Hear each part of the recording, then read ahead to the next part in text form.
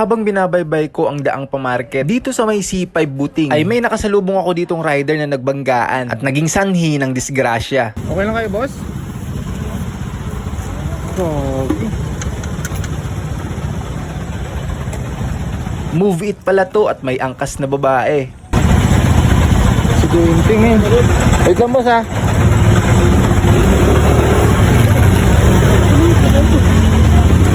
Ay, gilid nyo muna, boss.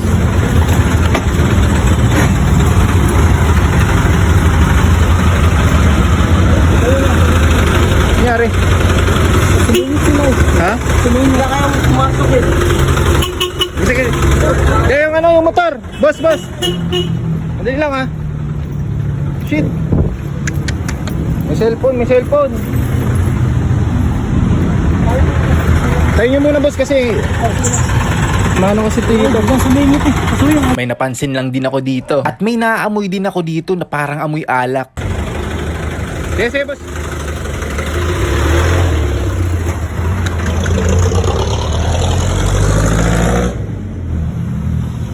Medyo okay pa naman yung pasahero dito ni Move It dahil nakakalakad pa. Pero for the safety ay dinala pa rin siya sa ospital. Isinakay na rin siya dito sa dumaan na kotse. Aksidente dito.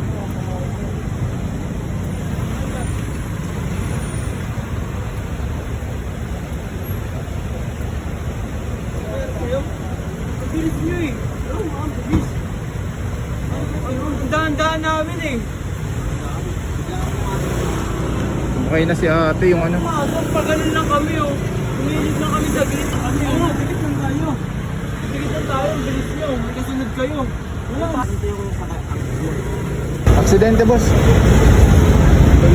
Okay na na. Nanay, sakay na yung ano, yung babae sa kotse. Report tayo.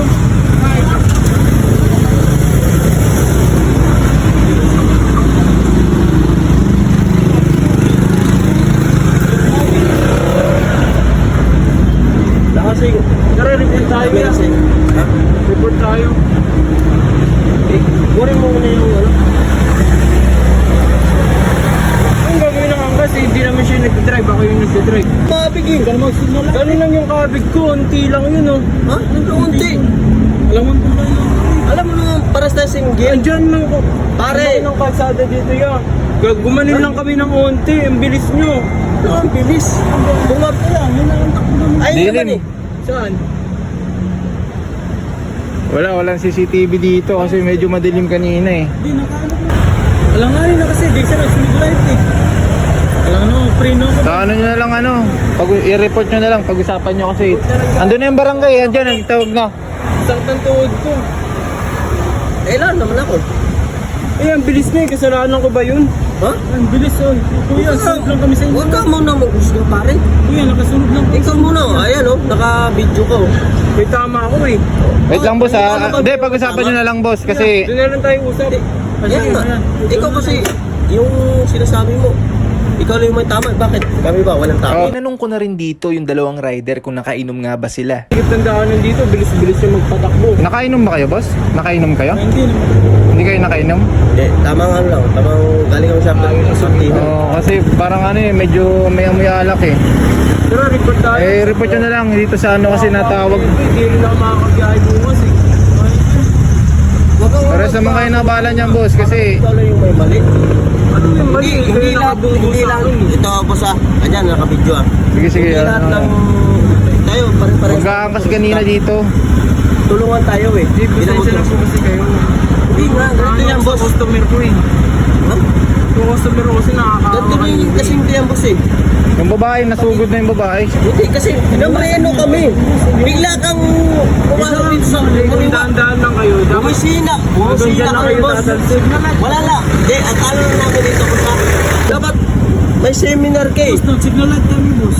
Nakasignal kami, Hindi nagbusina sa- kami sa'yo. nag-signal light yun. Pero, nagbingi-bingi ka. Masikip Yun yung- kasi yung daanan dito, dapat Hindi nga, daan-daan kahit lang gano'n kayo. kasikip yung daanan, boss.